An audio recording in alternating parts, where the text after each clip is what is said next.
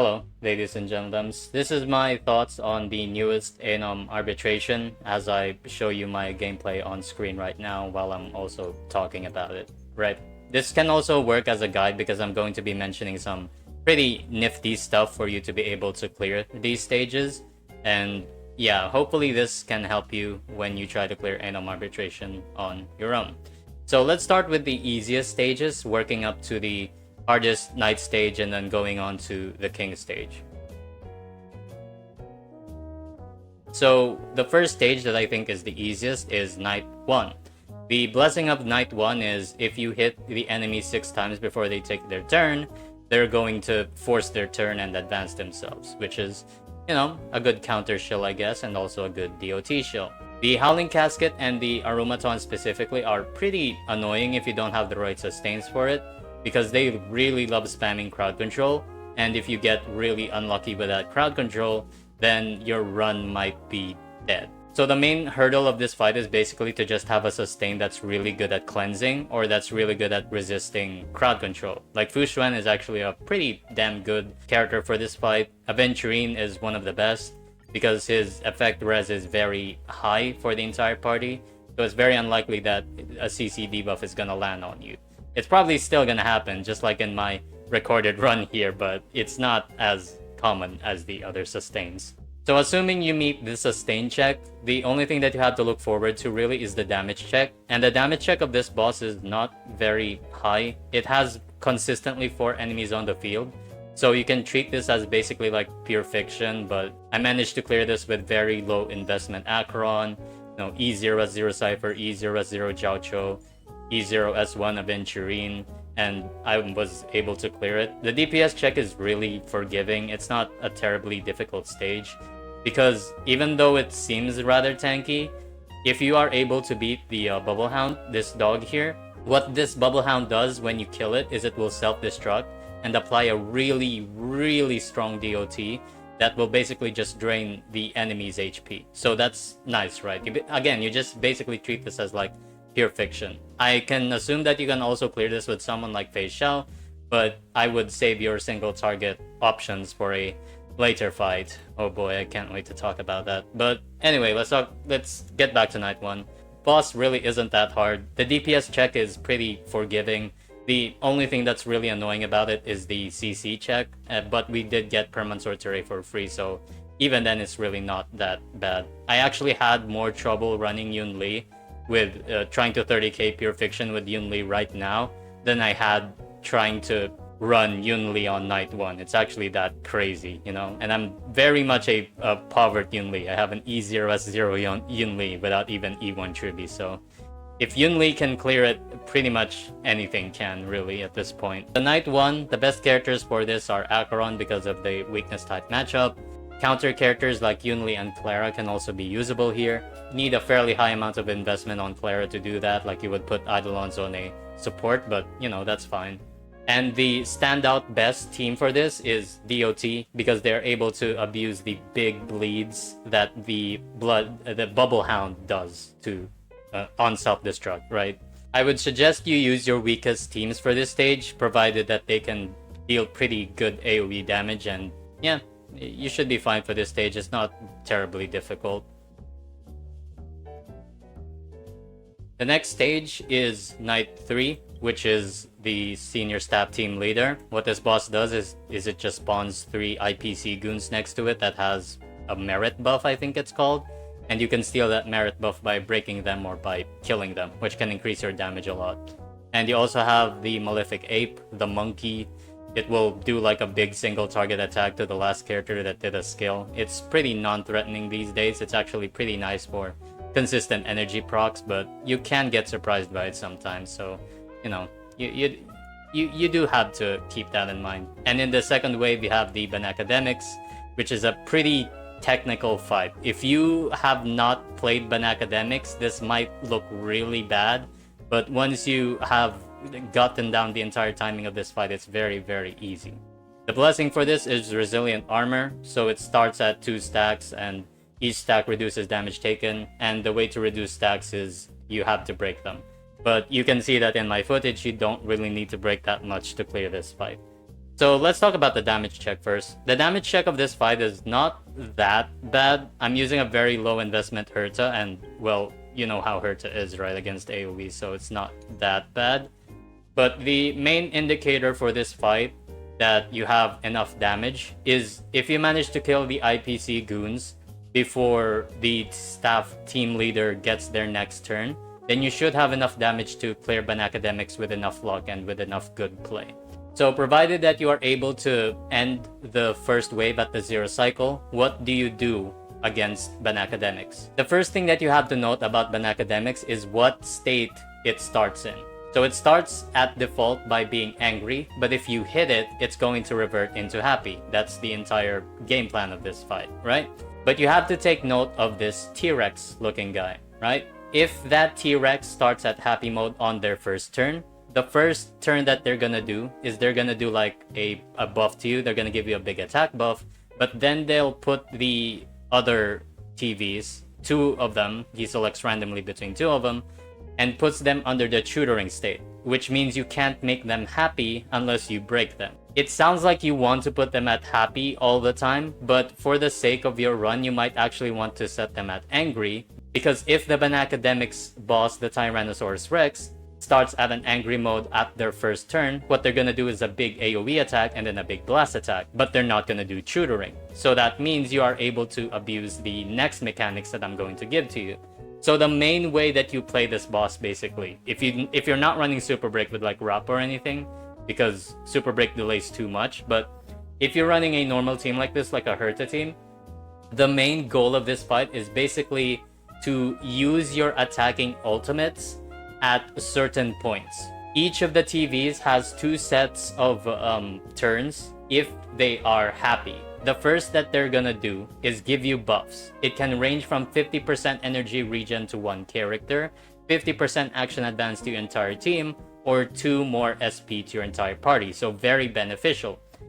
So the first turn, they're gonna do those buffing stuff, but on the second turn, they're gonna slap themselves and put them in the angry mode. However, you can make them do the buffing move twice and skip the angry mode switch altogether. So what you do is you let them take their first action, and then before they take their second action, you use an attacking ultimate, which would confuse them and then let them do the buffing move again.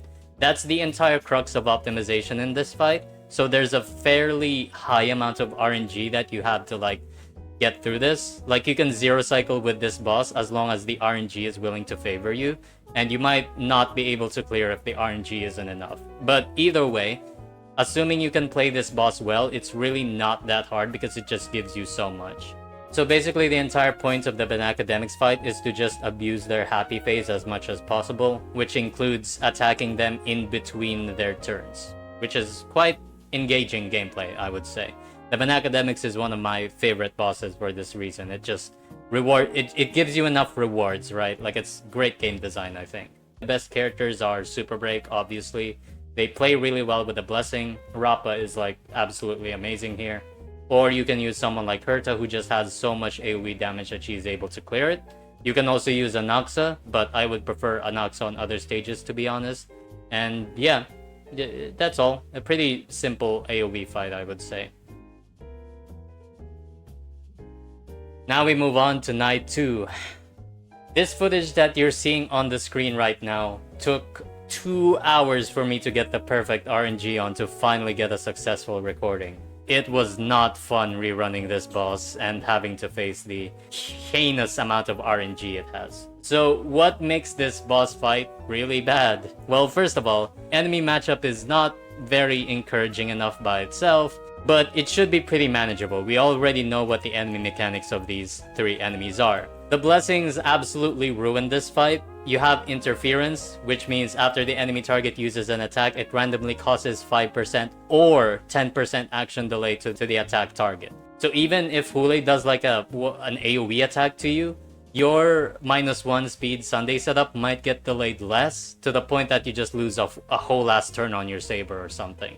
This fight is absolutely disgusting. I do not understand what they were thinking with this fight. Because these three bosses are in contention for the fastest bosses in the game, and combined with the delay blessing and also the energy blessing, this is one of the worst night stages. Now, I'd say that it's actually just the worst night stage in Anomaly Arbitration so far. I have no idea who cooked this. Because of the amount of delay this boss does, the DPS check is really high because you're just missing so many turns that you otherwise would have just in a normal fight. And like I said with the RNG, it utterly ruins really strong setups that would be really good for this, like Anaxa with -1 speed. That's why I brought RMC instead of Bronya. Enough lamenting about this boss as the worst night stage in the game.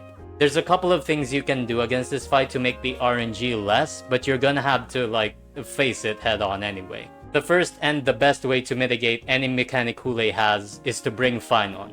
Finon is completely immune to action delay, which means the blessing just doesn't matter at all. So bring Finon, the first solution. What else can you do, right?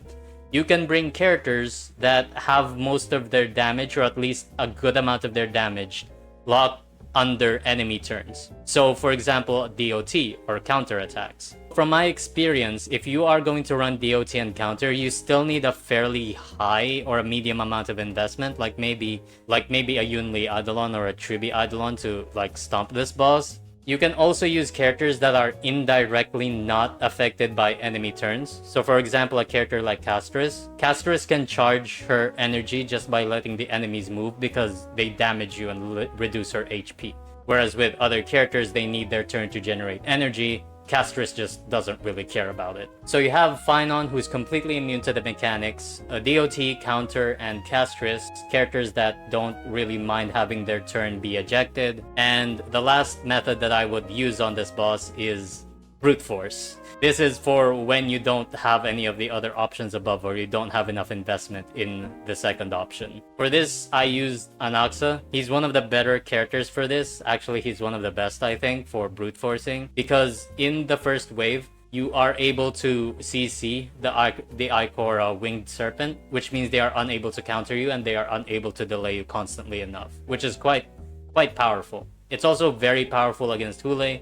You will probably still see Hule activating the rage mode anyway, just because of how fast Hule is anyway, but it's nice to prevent any form of RNG, right? We're talking about how to mitigate the amount of RNG as much as possible. The other best character that I think for this in terms of brute forcing and in general is just RMC. RMC's technique specifically is really strong for this because it just delays the enemy, which prevents them delaying you. And also because of the way Mem works, he isn't as hurt as much by action delay. Because what Mem does is if it's at 100% energy and you gain any point of energy whatsoever, Mem will start spamming their advance to try and get ahead, which usually means that after Hule is hitting you, Mem is still gonna be at 0 AV and will pull up your DPS to basically make it not matter. You can also use Ron Mei for the delay when you're breaking, so you might be able to use Boot Hill here, but in my experience it doesn't feel really good. Don't sweat that you're having a difficult time with Knight 2 because, yeah, this fight is really difficult. It's not even difficulty actually, it's mostly due to just RNG. In some runs, Hule just kind of zero cycles you. Once he enters his rage mode, you might not be able to act for an entire cycle. And that's just on the whims of RNG. You might not be able to avoid it, you just have to be really lucky. So don't get mad that you're not able to clear this stage, because honestly, with the way that I recorded this, I would have also lost my patience if I wasn't a content creator. But anyway, so yeah, that's how you beat Hule. You don't really actively beat Hule, you just kind of hope that he delays the right characters. Okay, we've talked enough about the night stages, let's move on to Aquila. Aquila is a lot easier than Lygus because they are very consistent. Their enemy AI is very simple. It's basically just the swarm boss, but a lot more simple, I think. The main goal of this fight is to have a lot of AoE damage, but there are some people that have done single target damage showcases on this. This is not a very difficult boss. The HP check is pretty forgiving, and the blessings are really strong because you still have the healing rainbow attack that you would usually get at the Echo of War. And because healing rainbow is there, if you are able to sustainless the first 2 phases, then you are home free because phase 3 gives you a healing blessing basically. So there are people that have managed to do sustainless clears of this. My most impressive run so far was running E1 high sealants DOT with Kafka and stuff, which was fun, I suppose. And yeah, this boss is fairly simple. You just kinda need AoE damage to clear it, which a lot of characters can do pretty well. You can run Hurt on this, you can run Anaxa on this, you can run Mighty on this, you can run Saber on this, you can run DOT like I did, you can run Cyrene. You probably need E1 on Aglaio to clear this, but you know, that's also fine. This boss is a lot easier than Lygus. There's not a lot of RNG, it's a very consistent boss. It's not as threatening, obviously, because it's very predictable on its attack pattern, and it doesn't have the really bad HP drain blessing from the last time. So yeah, you also don't get to fight any horses this time, which is a great change. To judge this Anomaly Arbitration as a whole, I think it's slightly easier. It's just a lot more frustrating, and it feels like worse game design to me. Like the Hule boss just doesn't feel well designed enough. Night 1 is a pushover, but that's, you know, whatever, right? And Night 3 is Ban Academics, which makes it very interesting, and I think I like this. I like Night 3 stage the best. But anyway, yeah. Hule sucks, King and Check is surprisingly chill, and I like this Anomaly Arbitration cycle. I hope to see you guys later. This was kind of an unplanned video that I just recorded at the moment because I'm going to be very busy in the next upcoming days, so if I have something wrong, probably I said something wrong in this video, just comment it down below so people know what I got wrong from this video, and yeah, I'll see you guys later. I love Anomaly Arbitration, even with this update. Anyway, bye.